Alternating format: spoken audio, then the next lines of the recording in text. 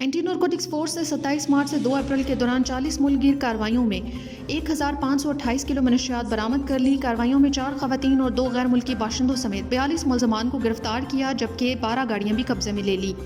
بلوچستان نے 5 کارروائیوں میں 1091 کلو منشیات اور 100 نشاور گولیاں برآمد کر کے غیر ملکی باشندے سمیت 3 ملزمان کو گرفتار کیا، جبکہ 2 گاڑیاں بھی قبضے میں لے لی۔ راولپنڈی نے 15 کارروائیوں کے دوران 268 کلو منشیات برآمد کر کے 4 خواتین اور 1 غیر ملکی باشندے سمیت 23 ملزمان کو گرفتار کیا اور 7 گاڑیاں بھی قبضے میں لے لی۔ سندھ نے 7 کارروائیوں میں 60 کلو منشیات برآمد کر کے 8 ملزمان کو گرفتار کر لیا اور 2 گاڑیاں بھی قبضے میں لے لی۔ خیبر پختونخوا نے 7 کارروائیوں کے دوران 56 کلو منشیات برآمد کر کے 5 ملزمان کو گرفتار کر لیا۔